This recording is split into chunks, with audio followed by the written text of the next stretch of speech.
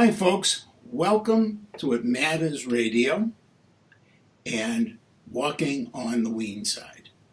Today I'm doing something a little bit different because I'm following up on a Facebook post that I had made about new rulings from Betsy DeVos, the Secretary of Education here in the United States, which cuts back on the intensity of reporting and punishment requirements regarding issues of sexual abuse in American schools.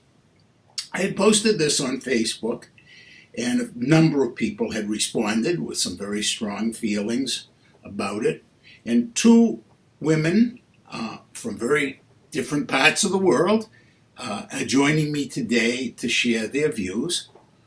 On one screen, I have Elizabeth Johnson, who comes to us from across the pond in Great Britain. And Elizabeth, you're a mother? Yes. Of a daughter? No, two boys. Boys. So you're bringing to us the perspective of what you need to teach boys and what boys have to learn, but also the perspective of, obviously, as a mother. And on the other screen, I have somebody I have known for many, many moons now, but only on the virtual world. And Annmarie Lockhart, actually I know her, first of all, as a poet. She is the founder of Vox Poetica, a wonderful online poetry magazine that has had some of my work on it. Mm-hmm. And she also is the founder and editor of Unbound Content, a print poetry publication. And she has 3 daughters, and I guess that's enough. Now, why don't we get started? Okay, and first off, Elizabeth, Liz, why don't you tell us a little bit about your perspective? Because, of course, you're coming from a different country and a different laws than Annmarie and I share. Well, we are, it's a different country, but it's a similar culture. So we have the same problems, I think, and that you probably have in America. I'm very aware, having lived through it myself, I'm very aware of trying not to raise the kind of boys that I always had problems with as I was growing up. So now you said live through it yourself. Could you? Yeah. What are we talking about? Well, the general, the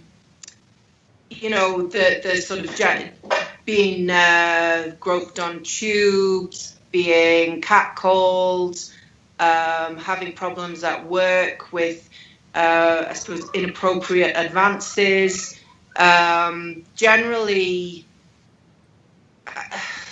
not going as far as a rape, but unwanted sexual advances, shall we say. Okay. Now, and just the difficulty of dealing with that and the repercussions of it. I just want, before I ask Annmarie a question here, I just want to do a little translating for our friends on this side of the Atlantic.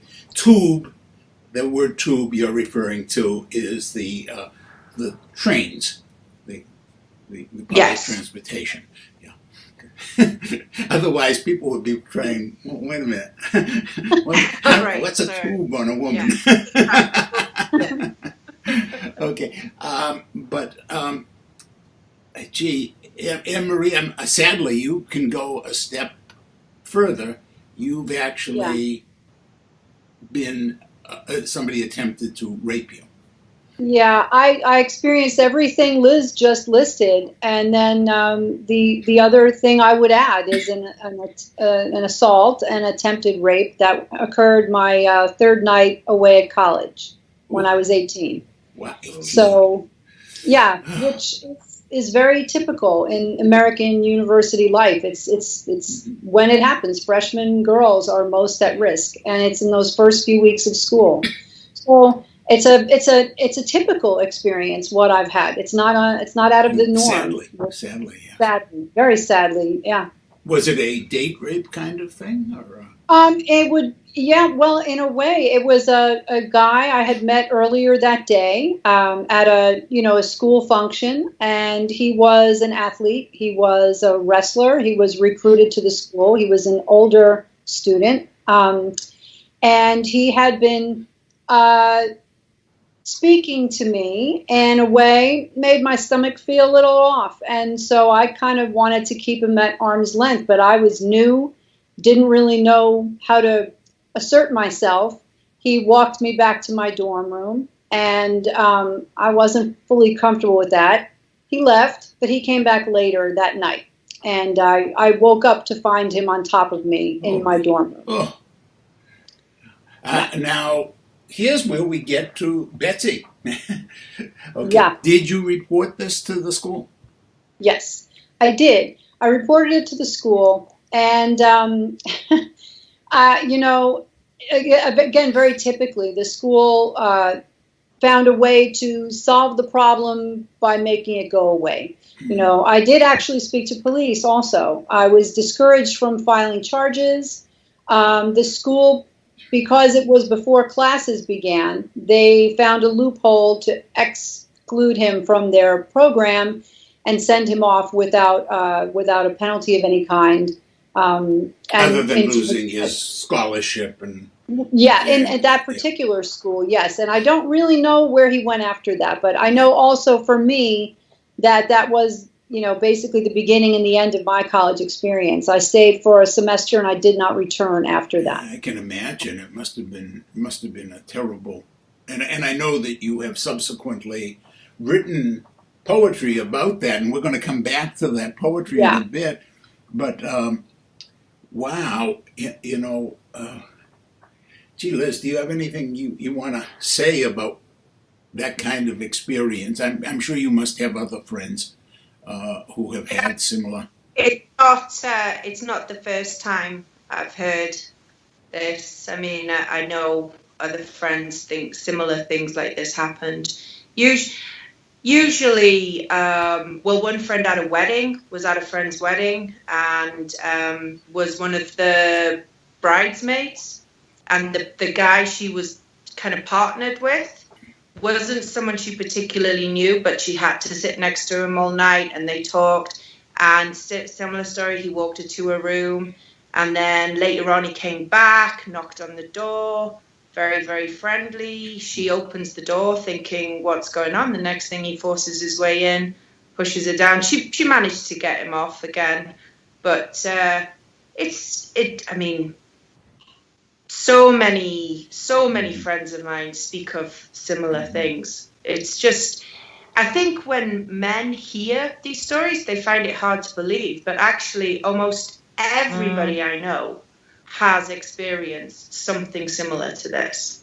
Well, I certainly think, every woman I know pretty much has had some degree of inappropriateness directed at her. And having gone to a all-male, at that time, boarding school, I can add that many young men have also been, in one way or another, abused in a kind of sexual manner. It isn't just in one direction. Although, let's put it this way: very seldom is it a woman abusing a man. The young men have been abused by men usually, and nor is it always a man abusing a woman, because I'm sure that there are instances where there have been lesbian women who have abused. Although I think that gets exaggerated a lot in the press. I think actually you have far fewer same-sex abuse cases, even though they are obviously, when they occur, they're horrifying. But I think there's just so many women are abused in one way or another. I think the newspapers are generally, run by men, And when these stories come out of women being the abusers, I think they jump on them and they make them a big story because they want to prove, oh, it's not just us, it's not just men, women are just as bad too. And there's been quite a few recently of like female teachers with students, and it just seems that they're focusing on the female teacher and making a big story out of it. But this happens probably every day with the male teacher. Yeah, I would just say, I would say to defend the press a little bit. Let's be real. They print what sells, and we all know, dog bites man, no story. Man bites dog, great press. and it's unfortunate because you'd like to think that the press's role should be kind of like the role of poetry, which is to get us thinking and exploring in our heads what's going on, not just simply playing to the most prurient of our interests, the way the press often does. And I think maybe even more in Great Britain than it does here. I think what I've seen of the press here is bad, but what I've seen of the press in Great Britain is just kind of, oh my God. It's like the National Enquirer is the standard. And yeah, it's kind of upsetting to me as somebody who loves the press.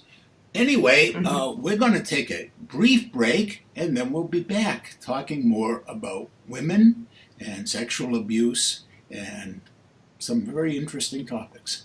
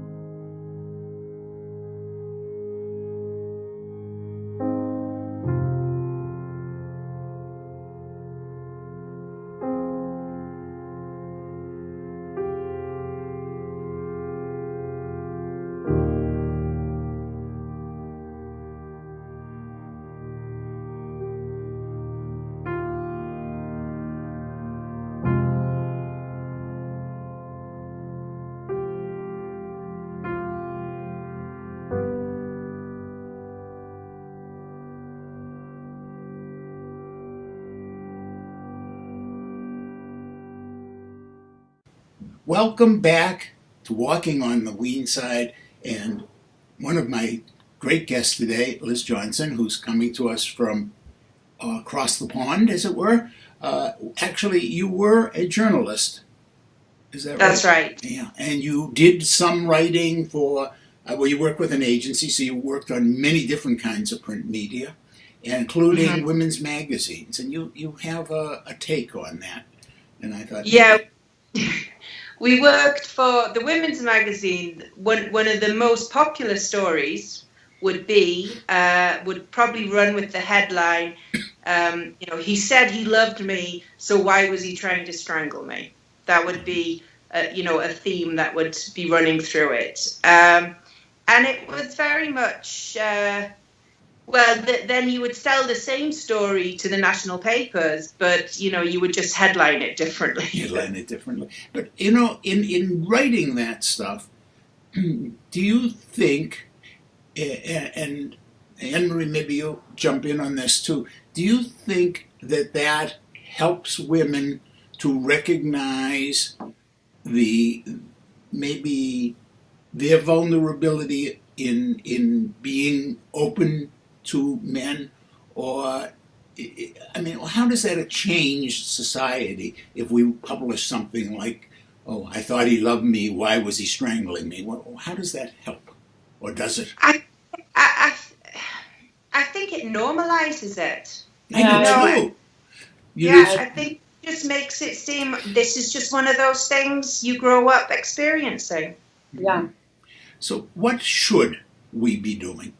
Annmarie, what would you have liked? I mean, you went through this horrific experience in college that really, obviously, negatively impacted your life because it deprived you of a wonderful experience the rest of college. Because you couldn't, you know, I'm sure every time you went across that campus, every time you went into your room, it would cause anxiety and you know, PTSD kind of thing.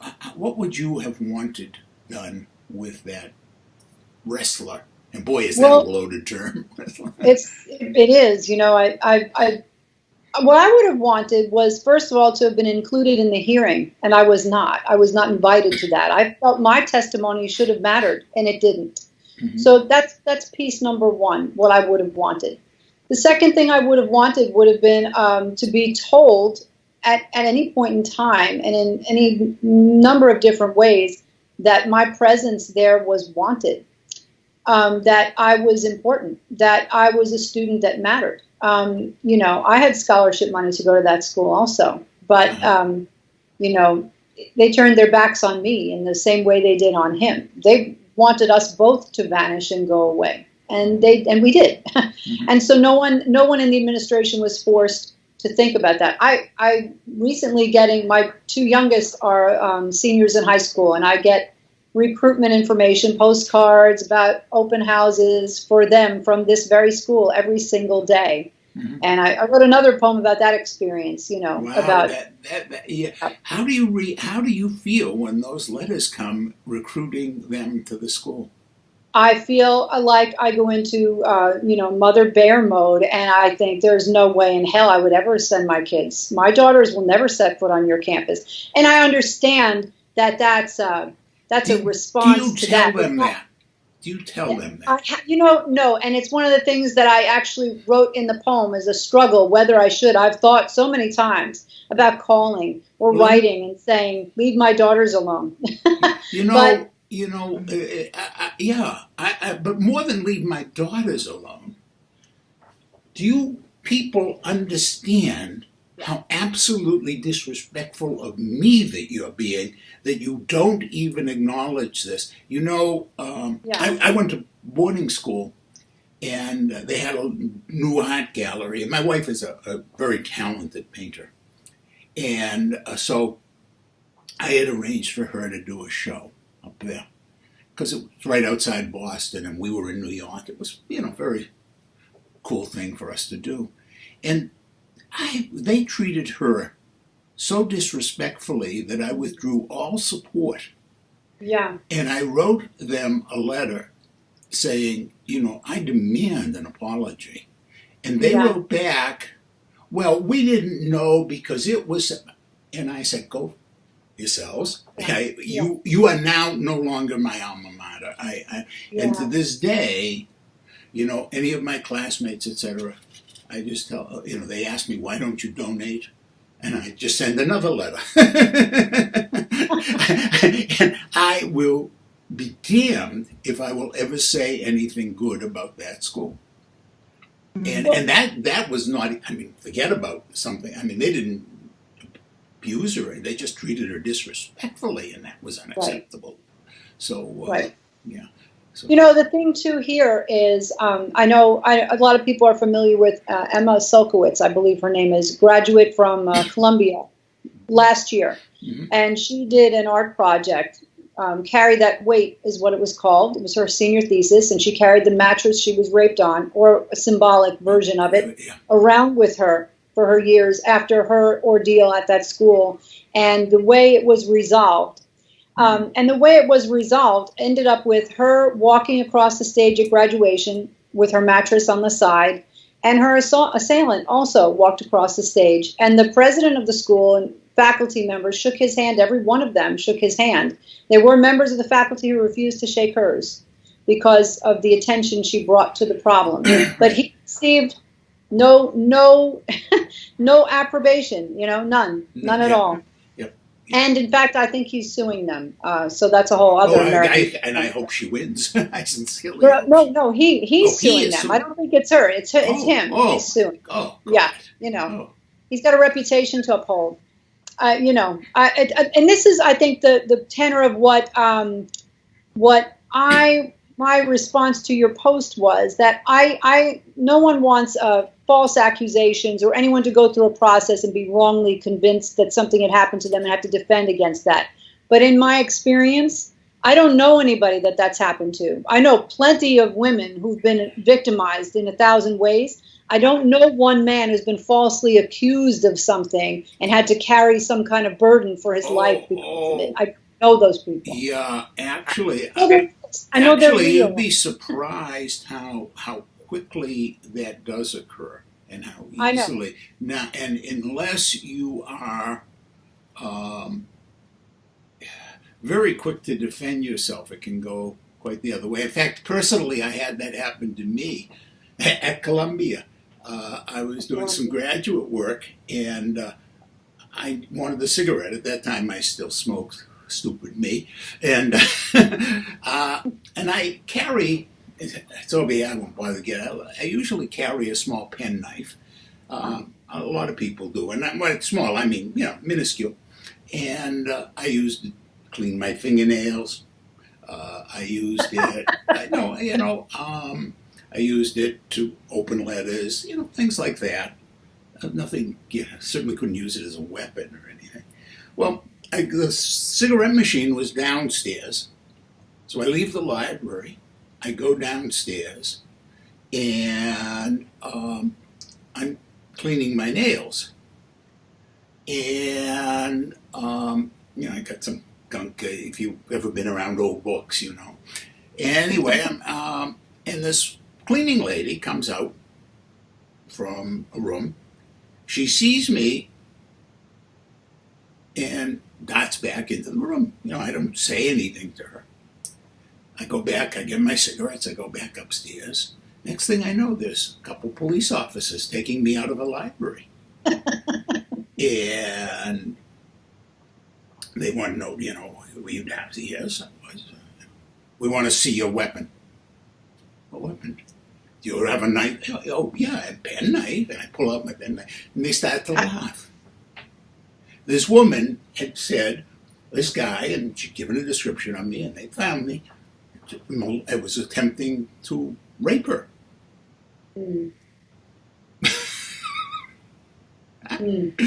So, yes, it does happen. It happens more often than, but again, those are things, I mean, did I make a big thing out of it? Did I sue Columbia? Of course.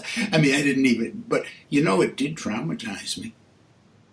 Yeah. Well, in America, that the trope is, black man, white woman, and these have been the basis for many, many, many false claims over the years, and they were used as racial weapons. So I do understand the Central Park Five. It was real; yeah, those are real boys, real time in real jail, for something they didn't do. That's a real thing, and I have grave concerns about that as the mother of biracial daughters. I also understand that side of it, and don't want to negate that reality either. So I think all three of us would agree on one thing before we take our next break, which is that the process of investigation should be full, thorough, and responsible. And transparent. Yeah. Okay. And we'll be right back. I'm a survivor of sexual assault, abuse, and rape. And that's just never going to be easy to say out loud. It's not supposed to be. Mental illness and suicide and trauma are not meant to be comfortable topics, but that's exactly why we need to talk about them. So I am refusing to be silent any longer. I need to continue sharing my story and doing everything that I can to prevent suicide, prevent rape, prevent any type of assault or abuse that causes people such incredible mental illness. And for those who are just experiencing mental illness with no rhyme or reason, there's something that can be done. And I invite you to join me in that. Give 5 minutes of your time, any resources you have available. I'm fundraising right now. There are so many things that we can do in this moment to prevent something in the next moment. Prevention requires action. So let's take some action. Welcome back to Walking on the Weene Side, and today we're talking about sexuality and relationships and abuse. Now, we've all agreed that we want the investigation proper, but there's something more, and I think particularly as we listen to you, Annmarie, and your horrific experience, and then you say, they should have included me. And you see, I think that part of why I supported Betsy DeVos's position is the way we're doing things in this country now is overreact, criminalize immediately, not include, not investigate, not discuss, because we've made it black and white kind of issue. And I don't mean race in this instance. Right. I mean, we made it black and white in the sense that either it's a criminal act or it's okay. And often what I'm saying is I think that a lot of things are not okay, but they're not criminal. And sometimes, just to go the other a little, sometimes what's criminal is okay.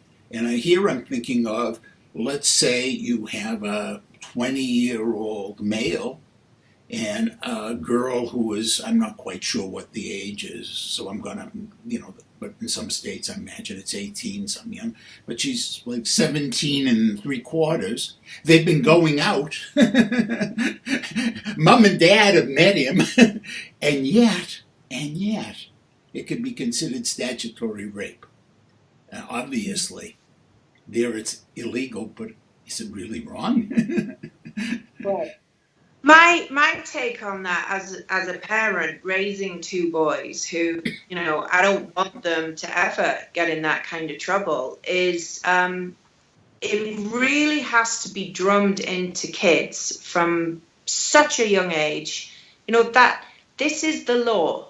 And now in England, for example, we have the law that you wear a seatbelt, and it's you get in a car, you put on your seatbelt, and there's no questioning about it. And this is drummed into my kids, from us now. I get in the car, have you got your seatbelts on? And I think you have to get the law is you. But how old are your sons? They're 9 and 6. Okay, now and fast forward 9 years, and your 9-year-old is now 18, hopefully at university. He meets a girl who's a little bit younger, appropriately. I mean, I'm quite a bit older than my wife. I'm about 7 years, but most people, it's 2-3 years, so she's a couple years younger. They're good kids. They're both studying hard, and but technically it's statutory rape. Now, I don't know if across the pond you have statutory rape, but we have it here. Yeah. Okay, now, is that really, I mean, yes, it's against the law, but is it really not okay? See, and I'm saying we have to stop black and whiting things and saying what makes sense. I just think you have to say you're breaking the law and you may go to jail, and this may be, and I know teenagers don't listen, but so we had an issue with the school where the boys were running around pulling up the skirts of the little girls in the playground. Okay. Right? Okay. And that's happening to 6-7-year-olds. Yeah, absolutely. And nobody was dealing with it. Nobody and I just thought, right, this happens at 6. What do they think they're allowed to do to girls in 10 years' time? Okay, and how would you have, well, this is a great example because this is where I was going, okay?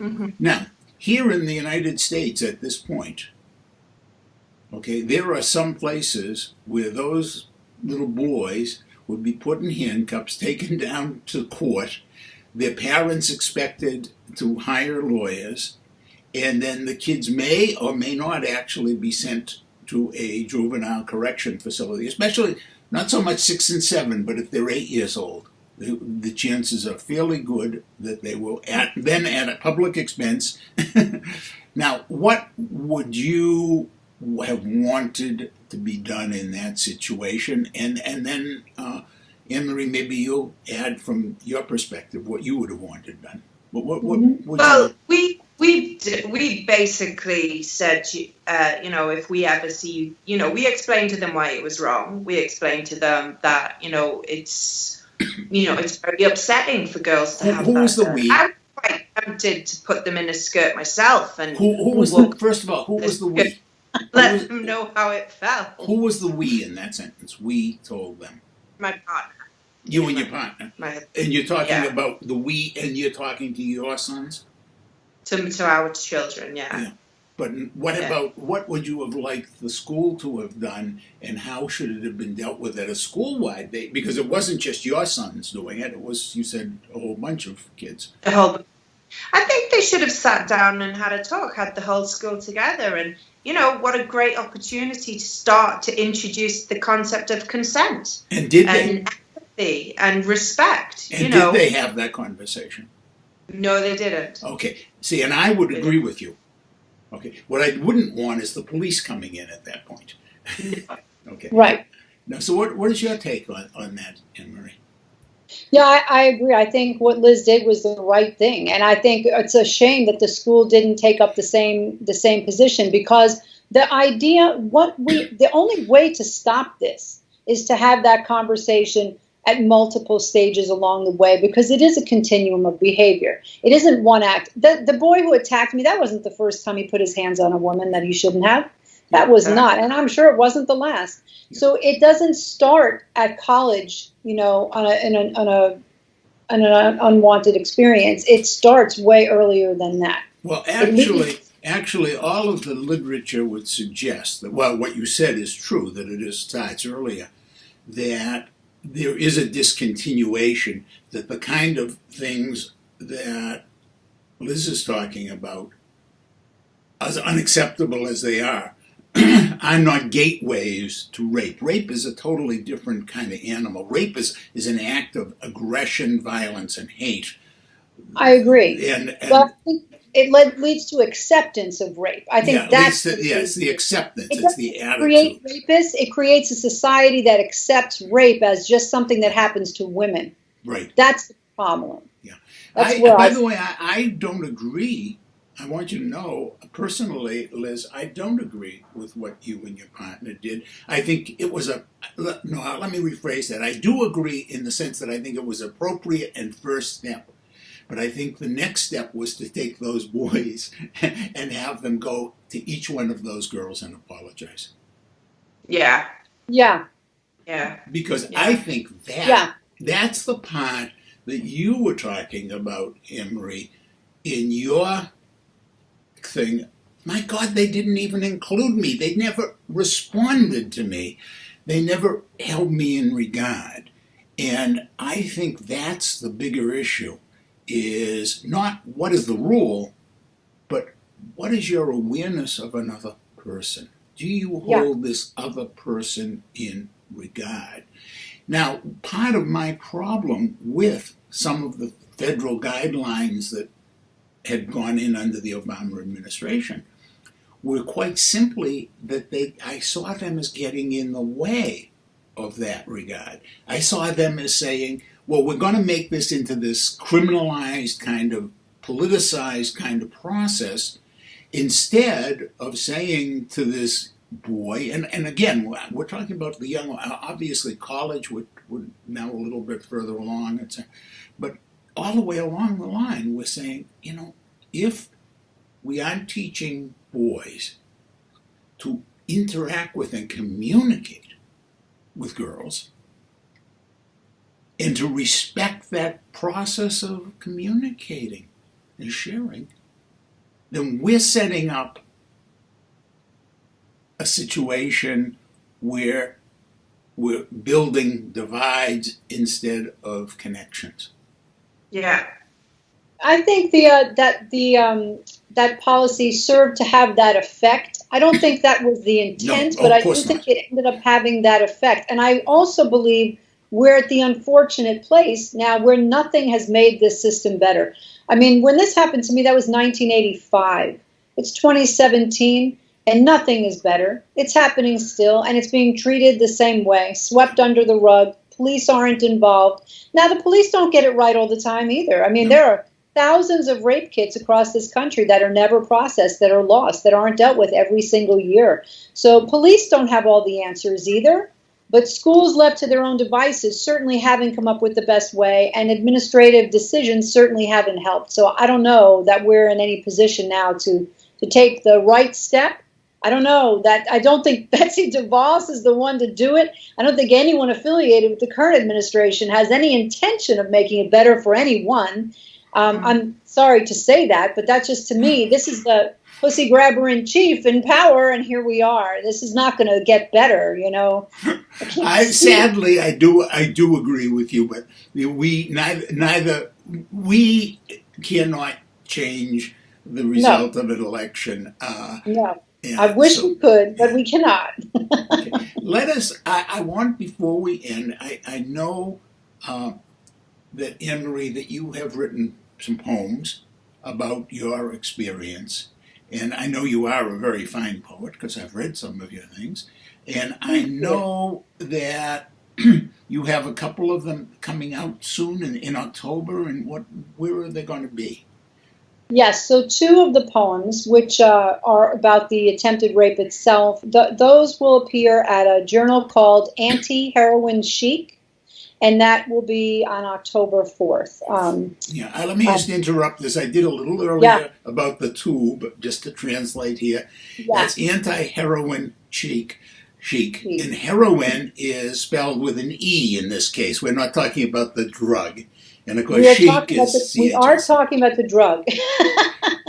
It's anti-heroin, no E. No chic, E. And it's no E. Oh. And it's a journal that it's for darker stuff, but it's not. I don't want it to sound bad. It's not. It's resisting. I guess it's resisting dark things. You know, that's why I read a lot of what they publish. Okay. It's an interesting place. I would encourage you to check out they've put a lot of beautiful visual art up there and lots of wonderful interviews with artists. It's a wonderful site. I really would encourage you to. We'll have to check it out. Check it out. Maybe even send some of my poems. Now, do you have a poem you'd like to share with us about your experience? I do, and this is one that they accepted that will be appearing there, and it's a hard one, and there's a little strong language, so I'm going to put that up front. It's called At 50, Revisiting One's Attempted Rape at 18. Number 1, believe this is happening. Number 2, beat on his chest, though your hands are small, and he is a champion wrestler, and he is too high to feel it anyway. Number 3, do not wonder what he means by, I've fucked uglier girls than you, until long after it's over. Number 4, scream and curse, let your voice do what your hands cannot. Number 5, after he leaves, unfinished and unrepentant, huddle with your roommate, shake, but do not cry. Number 6, call your mother. Number 7, observe and remember that the gut never lies. Number 8, listen to the police tell you about the law. Number 9, listen to the police ask you about penetration. Number 10, blush with shame for failing to consummate the crime. Number 11, tell everyone you're fine. Number 12, tell the nice boy with the same name that you didn't say it was him. Number 13, don't throw up when the RA tells you that he wrote an apology in which he calls you a dumb bitch. Number 14, don't you dare throw up when the RA tells you about the knife you didn't know he had. Number 15, walk into your first college class. Number 16, write off your first college semester. Number 17, Listen when your roommate tells you about the hearing you weren't invited to, at which it was learned that his records were destroyed and he is free to go. Number 18, listen when your roommate tells you about the up-campus senior she's dating. Number 19, listen when your roommate tells you about the gun he held to her head. Number 20, flee, marry, divorce, flee, marry, separate, deliver daughters into the world. Number 21, pray that Mary intercedes on your behalf. Number 22, read until you're able to write again. This will take 2 decades. Number 23, starve yourself. Number 24, recognize your story in a TV news report one night while cooking for children. Number 25, learn to say assault. Number 26, gorge yourself. Number 27, Google his name, feel halfway vindicated upon discovering he never won another championship. Number 28, wonder if he's done it again. Number 29, wonder if you will ever understand appetite. Number 30, intercede on your own behalf. Number 31, breathe. Number 32, write. And that's called At 50, Revisiting One's Attempted Rape at 18. And that's coming out in the October issue of Anti-Heroin Chic. Yes. And that is an online?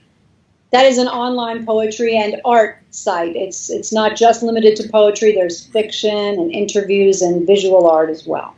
Thank you so much for sharing it with us, Annmarie. Liz, would you like to say anything about that? Well, I get my breath back. Very powerful, very powerful. So it happened to your roommate as well, with. Yeah. See, and that's kind of what it brought out for me over the years of processing, the impact that it had upon my life, but also the ways in which these threads tie together. You know, it's not just one attempted rape, but it's all the constellation of things that occur within that space. She was traumatized that night the same as I. He wasn't on top of her, but she was right there in the bed next to me, you know, and she couldn't do anything either. And then she went on to experience additional trauma that very same semester at the hands of another boy who was not sent away. So folks, you know, thank you so much for joining us. Unfortunately, now we have to cut for today, but do come back and walk on the Weene side. And thank you, ladies, thank you so much for joining having us. me, Ken. Yeah. Thank you.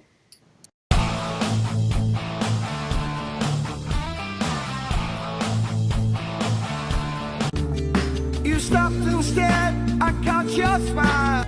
I'm just no good, no good. It's too late to dream alone. My coffee queen, where have you been? All of the things we said, where does the time all go? I'm going to do you guys a little John party, so if you like it, please give it a like, share, subscribe.